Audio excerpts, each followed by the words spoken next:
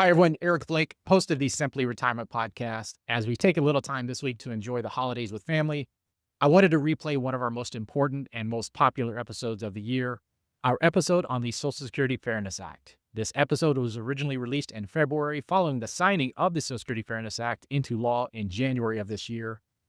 For many women, this has already been life-changing. However, I also know that there are many that have likely not been made aware of this important change to their Social Security eligibility. With that, let's get to our replay of episode 40, the Social Security Fairness Act. Welcome to the Simply Retirement Podcast. We want to make the process of women planning for the retirement you deserve a little easier. I'm your host, Eric Blake. On today's show, we have a very special listener question and answer episode. We're going to answer questions about the recent passage of the Social Security Fairness Act. This is a huge change in Social Security policy and of the retirement planning landscape for many, many women across the country. We've received a ton of questions over just the last couple of weeks, and we want to help you understand what it is, who it impacts, and what you need to do now. Joining me once again is a producer extraordinaire, Wendy McConnell. How are you? Well, I'm very good. Thank you for that lovely introduction. How are you? I am well. I am well. So before we get to the listener questions, I've got a question for you since this is our first episode in 2025. So are you a New Year's resolution person or no? Not really. I Not really, know. me What a neither. big bummer. No, not at all. Hey, I'm not either. Somebody asked me that question the other day. I'm like, no, I'm the one that kind of gets annoyed by all the people showing up at the gym at 6:30 in the morning to using all the equipment. You just have to be patient, though. That's all it takes. Yes, and I actually started working out a couple of months before the new year, but now I just pulled a hamstring and I haven't been able to do anything for like 4 days now. Yeah, so I haven't played pickleball. This is week 2 because I've got a little calf thing that happened a couple of weeks. It's actually a little bit older than that. I tried to get back, didn't work out. So I'm trying to give it a little more time, trying to be patient with that too, but it's not working really well. So You can't re-injure, so you have to, take the time off. So, part of just getting old, right? I guess uh, that's what y- the deal is. But I'll be sadly, back. I can still walk, right? So what I wanted to do, Wendy, if it's okay, I want to just give a little bit of background on the Social Security Fairness Act. I think that is really important for our audience to understand because one of the things that the Social Security Fairness Act does, it impacts a lot of women. And I'll explain why that is as we go through this. But let's start with the basics of it first. So the Social Security Fairness Act was signed by President Biden on January 5th, 2025. And the bottom line is the Social Security Fairness Act, it's been in the works for a while, but what it does is it eliminates the Windfall Elimination Provision and it eliminates the government pension offset. The Windfall Elimination Provision, often referred to as WEP, and then the government pension offset is often heard of as GPO. Now, the big thing to keep in mind is these are both provisions within Social Security that impact individuals who have or are eligible for a pension through work that was not covered by Social Security. So when you think about that, let's think about teachers. A lot of K through 12 teachers, they do not contribute to Social Security. They contribute to their retirement system. So for example, here in Texas, we have the Texas TRS. That's what our Texas teachers contribute to. They contribute to TRS. They do not contribute to Social Security. But then there's a lot of also, of course, police officers, firefighters, a lot of public sector workers. So again, if you do not contribute to Social Security through your employment or you were employed at some point where you did not contribute to Social Security and you're eligible for a pension through that employment, WEP or WEP, GPO, they will impact you. And you want to pay attention to some things we're going to talk about. These questions, I'm going to cover a lot of this through the questions, but again, I want to just give a little bit of a background. And again, specifically for our audience, because again, our focus is helping women plan for retirement. You think about how many of your teachers, Yeah. you think about how many are in that public sector space.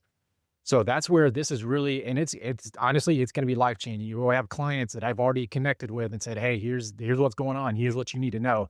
And we're going to answer some questions that'll help others plan for those same implications.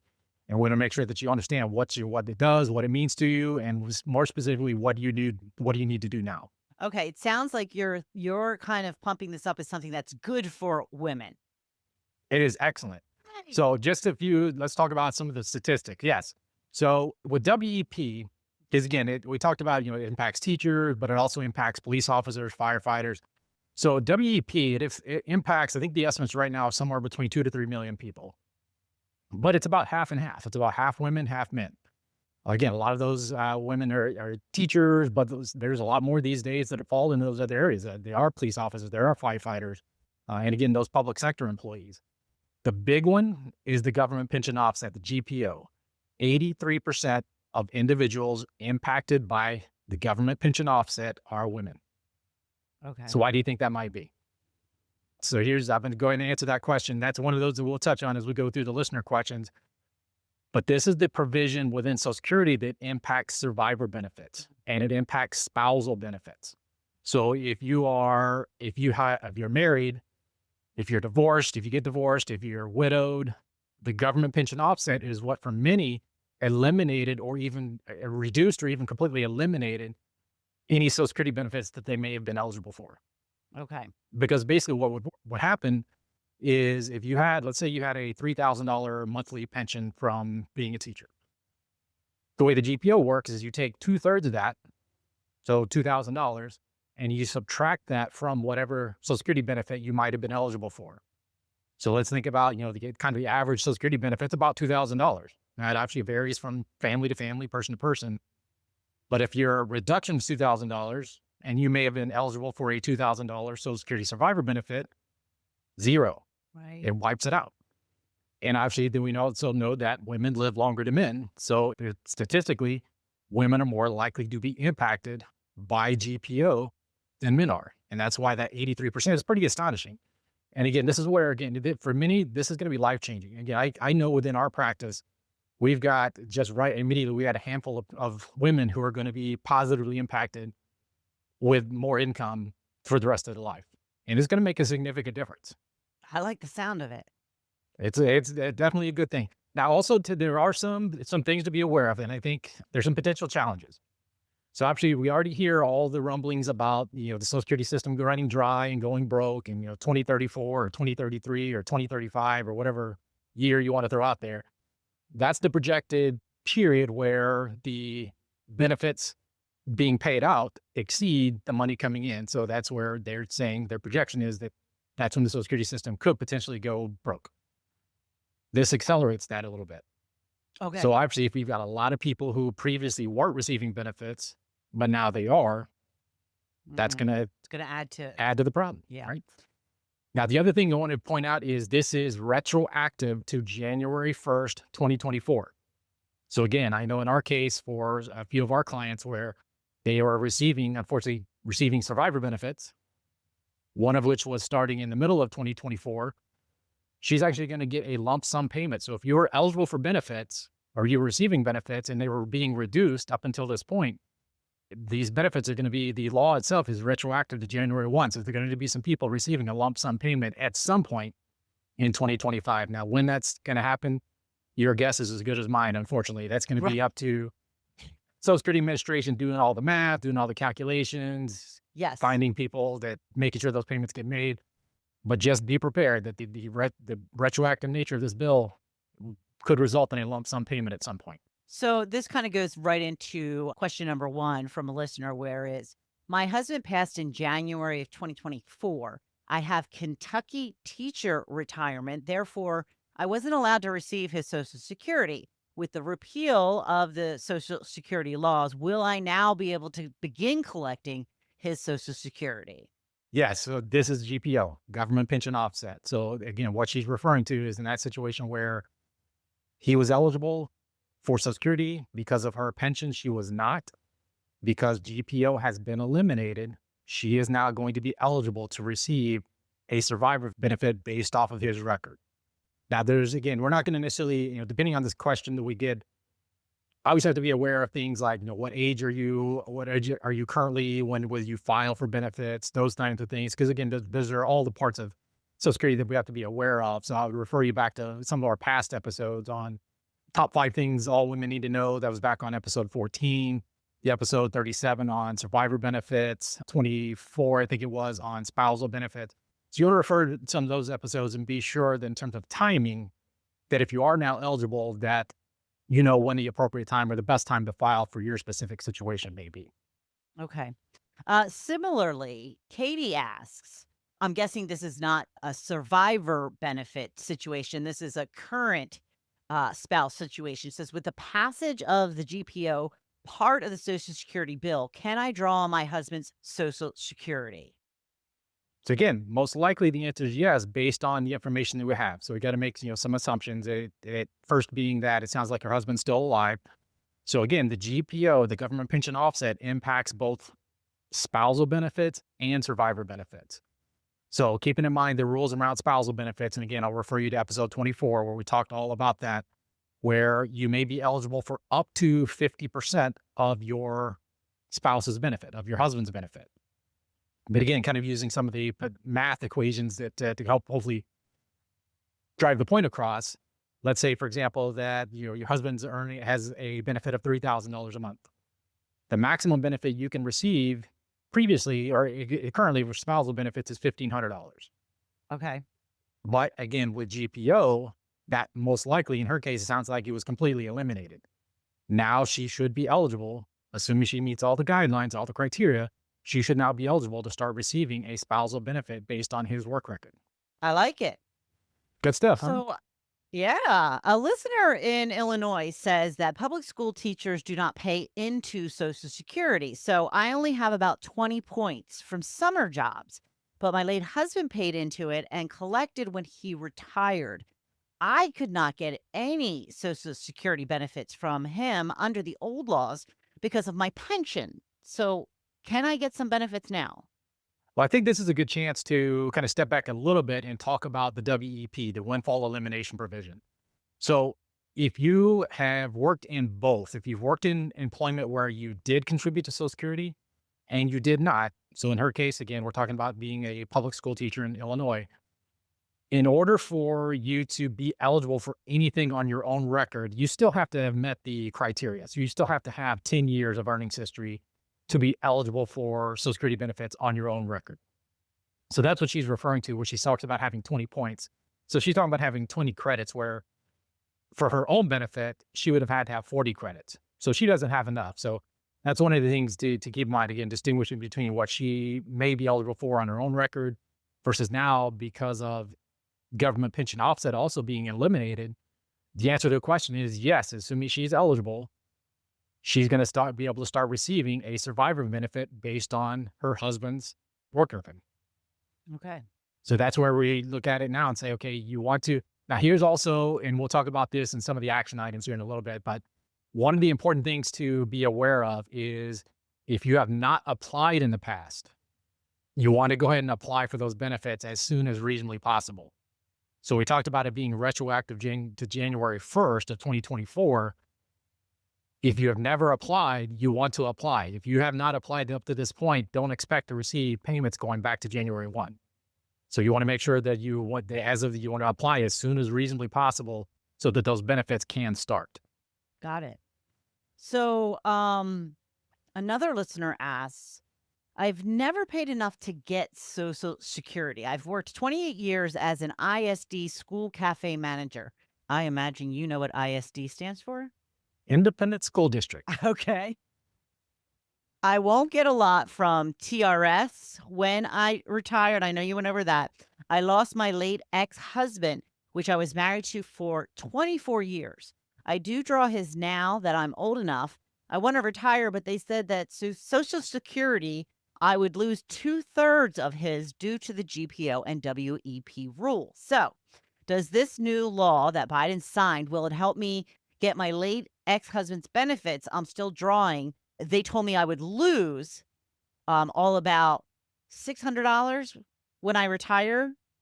So I chose to keep working so I can draw the greater amount I receive now. This is the first year I actually do not have to pay them money back due to making too much.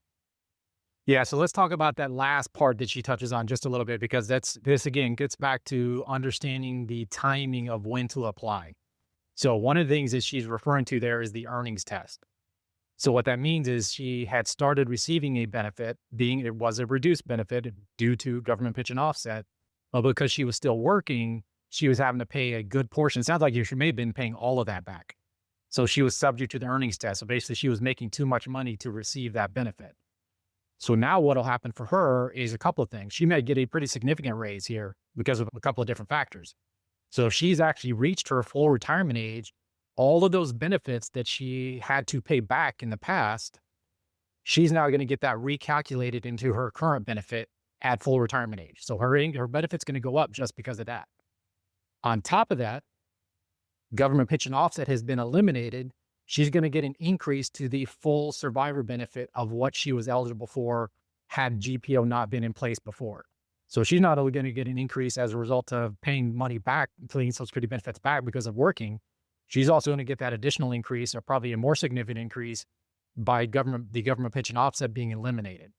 So she's going to receive whatever her full survivor benefit would have been. She's going to be able to receive that. Now, another caveat, because again, sounds like she started benefits early. So whether you're talking about survivor benefits or your own retirement benefit, starting early reduces that. Right. So again, go back to those past episodes, 24 and 37, to learn a little bit more about how taking benefits early impacts your future benefits. But for her, she's going to get an increase. She's still going to get an increase because that GPO has been eliminated.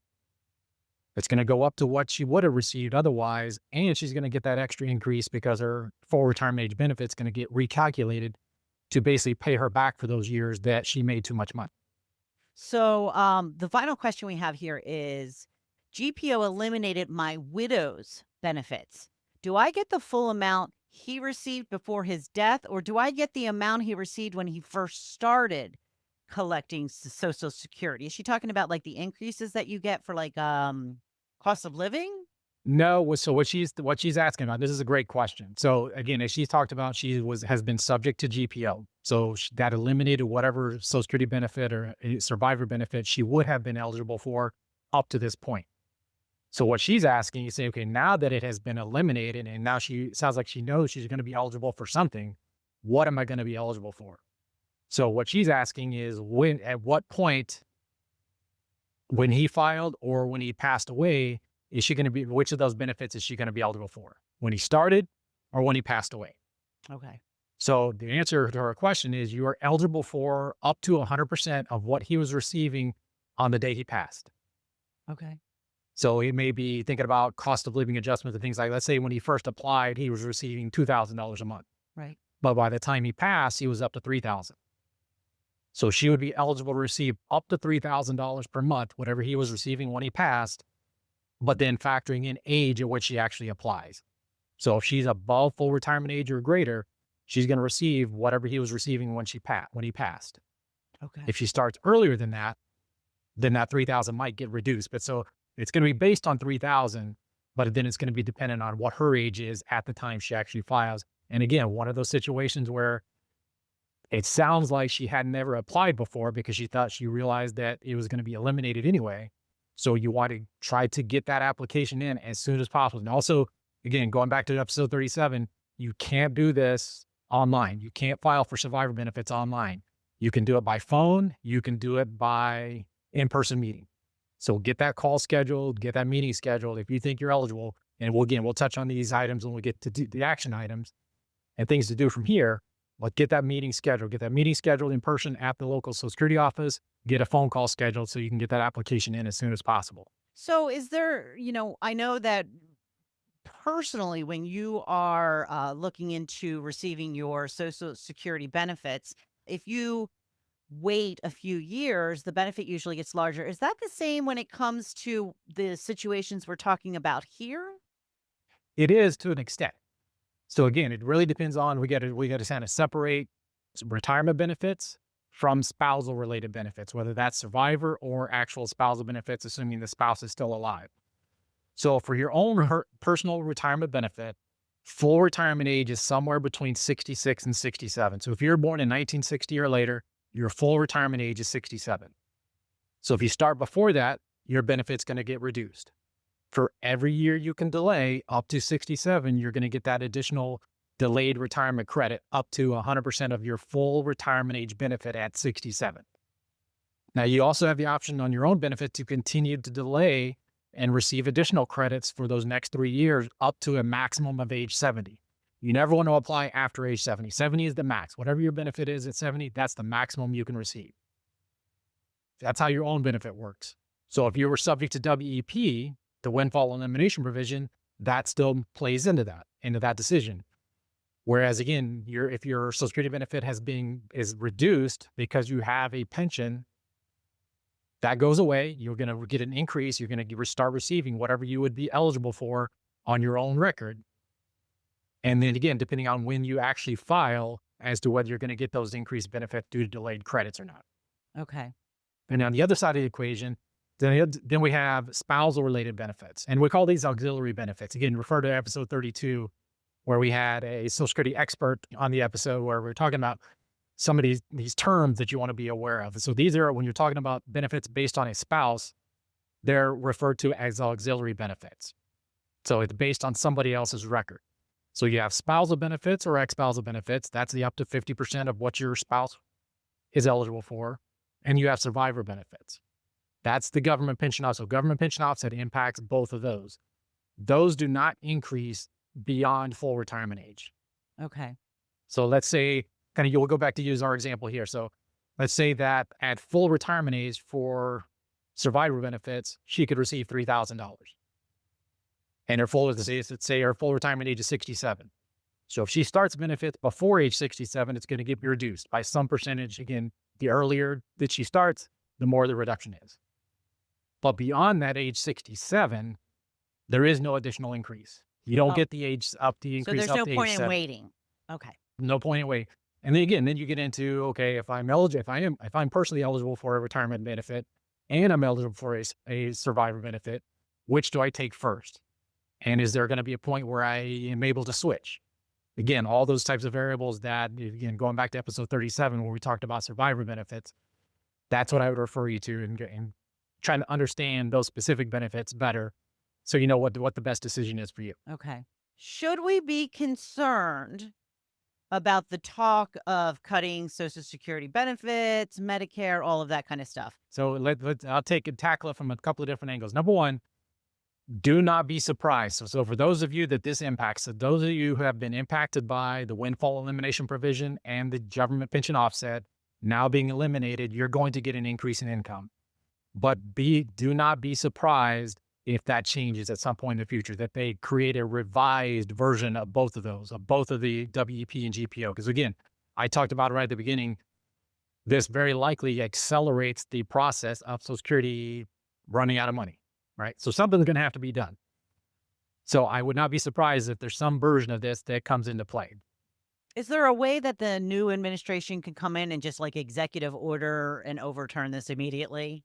No, wouldn't expect that to happen. Well, because that's the other thing. It was a very bipartisanship approach to this. So it cleared both houses by a high majority. Okay. All right. So I would good. say from that standpoint, and even I believe even Trump came out in favor of it. So across the board, it was pretty well, it was approved by across the board. So Okay. Good. that I wouldn't necessarily worry about. But again, it doesn't change the fact that at some point something is going to happen. So back to your question now, is specifically around the risk or the worry about money running out and Social Security being cut. From a planning perspective, you really have to say, okay, how would I feel better planning for a possible decrease? First thing I would say is if you think about, first of all, when WEP and GPO were first voted into law, it was 1983. And if that year happens to ring a bell at all, that was also the same year that we saw the increase in retirement age to 67, which it is today. So all that happened in the same year, all the same time, 1983. So actually the reason they did that was to try to extend the life of Social Security. So now we step back and say, well, at some point, are they going to do something like that again? Are they going to extend it from 67 to 70? Or are they going to change the calculation of the cost of living adjustment? Are they going to increase payroll taxes? Something's got to happen. They got to solve the problem in some way or another. But if you said, okay, what is true worst case scenario? And that's what I want to plan for. Worst case scenario is we get to 2034. We just use that because again, it varies from month to month and day to day. So let's say it's 2034. That's the year that it is expected to just run dry. Worst case scenario is they cut everybody's benefit by 25%, problem solved. Okay. So if you said, okay, from a planning perspective, a retirement planning perspective, that's what I'm going to do. I'm just going to plan on saying, okay, if my benefit is $4,000, I'm going to plan on a $3,000 benefit and then build everything around that. right? That's option one. The other thing that I think is really critical to keep in mind is that in 1983, when the retirement age was extended from up to 67, it took 40 years for that to fully be implemented. So if you're talking about, our audience being, somewhere 55 plus, the likelihood of you being impacted is very low. We're talking probably more realistically, people that are now in their 20s and 30s being impacted versus people that are either number one, receiving benefits or receiving benefits in, call it, the next 10 to 15 years. The Okay, likelihood of I'm not those, worried about right. them. They're on their own. Yeah, they'll let them deal with that. Kick the can down the road is always a good solution for everything. Right. But I think from a peace of mind, I think that is important to discuss that from a peace of mind standpoint. Number one, if you're 55 and older, which is again our target audience, the people that we talk to the most, very unlikely that you're going to have to worry about it. But if you are truly worried about it and said, okay, I didn't truly want to think through, plan based on worst case, assume a 25% reduction and then build everything out around this. That means, again, do I work to make up the extra 25%? Do I pull more from my investment? What do I do? How am I going to make that gap up if I decide to plan that way? Well, I like that answer. Thanks a lot, Eric. I Fair appreciate it. enough. All right. Awesome. So let's talk about some next steps, because I think this is again really where we wanted to direct you. Okay, what do I do now? If I'm subject to WEP or if I'm subject to GPO, what do I do? First thing is make sure you check your Social Security statement. You want to look at your benefits, go to SSA.gov and see if you're already receiving benefits. You might even want to go back and try to track down some of your old records that you might have. Okay, what would I have been eligible for had it not gotten reduced because of WEP if it's my own Social Security benefit? But go back and look at your statements and see what you're eligible for, see how this could impact you. And again, start the planning process. Talk to a financial advisor. That's number two. It's a great time to revisit your retirement plan and look and see what the implications are going to be. Again, we've already started reaching out to our clients who we know are going to be impacted. Because again, in certain cases, this can be life-changing especially for women who have lost a husband. And we have a situation where we have a client that's going to get an extra $1,500 a month. Mm, And that's huge. I like that. You don't like the circumstances around why when you lose a husband under, in her case, a pretty tragic circumstance. But now she's trying to put all the pieces together, and all of a sudden, right around Christmas time, New Year's, we get the word that, hey, you're going to actually be able to receive 100% of his survivor benefit now. It makes a huge difference in her life. And that's just one example. So talk to your financial advisor, figure out what the implications are going to be here. So you know what I can do, where I need to change things, what's going to be the impact going forward. Because again, this is increased Social Security benefits. That's a lifetime guaranteed income that goes up every single year with inflation. So you got to know how that's going to impact you so you can make informed decisions based on that. The other thing is you want to stay informed. So obviously we only answered 5 questions today. We've got 5 more that we could have gone through if we had enough time. So we're going to make sure we do another episode in the very near future, answer more of these questions, but find a way to stay informed, pay attention to the news, contact the Social Security Administration, figure out what's going on. Because there's some of these variables that we don't know yet. We don't know when those lump sums are going to be paid, but they're coming. It's just a matter of getting them calculated and identifying who's eligible.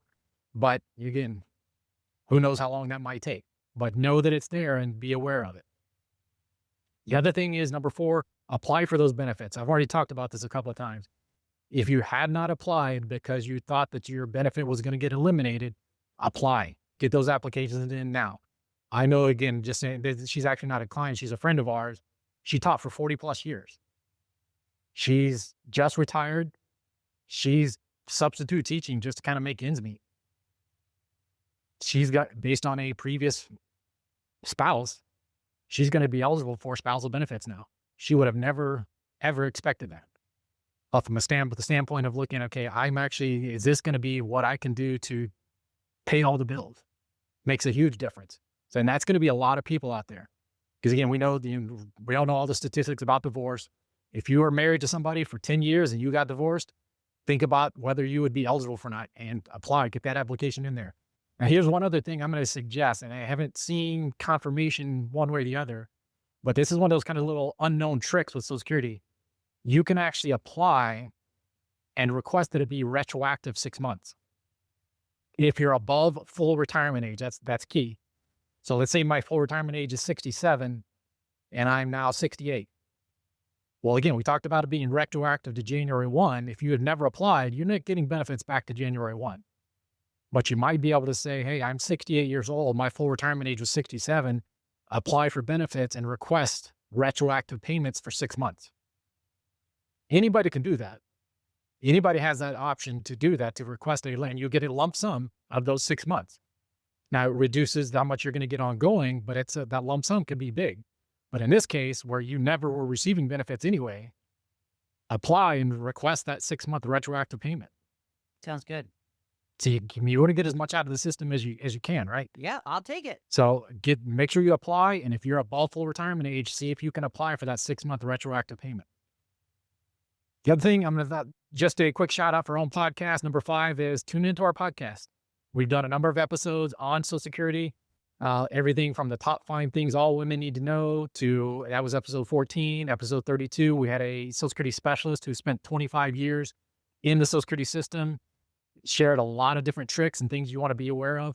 The biggest thing he suggested, and what I'm going to suggest as well, is be educated. Taking the information that we've shared today, you want to know when you make that phone call to Social Security Administration, you want to know what information you're trying to get. Unfortunately, you cannot always rely on them to give you accurate information. I've heard way too many stories of the wrong information being passed along. So know what you're looking for. Know what you don't know, know the right questions. May not know the answers to those questions, but know the right questions to ask. That's huge. I think again, we had episode 24 where we talked about spousal and ex-spousal benefits. That's the government pension offset piece of this. Same thing with episode 37 on survivor benefits. That's the government pension offset. That's the part that impacts so many women. Again, 83% of individuals impacted by the government pension offset are women. So understand what you're eligible for, what's out there for you. Because whether you thought you were eligible or not, find out. See if there's money that's that's waiting for you now. Thank you so much for tuning into our replay of this episode of the Simply Retirement Podcast on the Social Security Fairness Act. If you think this new law could impact you, don't forget to visit the simplyretirementpodcast.com for links and resources that you may find helpful. To our audience, I hope you're also taking time to spend time with family for the holidays. Thank you so much for tuning in. Don't forget to like, follow, and share our show. And until next time, please remember, retirement is not the end of the road. It's the start of a new journey. That's it for today's episode of the Simply Retirement Podcast. We hope you found our insights and advice helpful in planning for a fulfilling retirement. Don't forget to take action on what you've learned today. Visit our website at blakewealthmanagement.com to learn more about our firm and review our Simply Retirement Roadmap process to get you on the right path to the retirement you deserve. And don't forget to click the follow button to be notified when new episodes become available.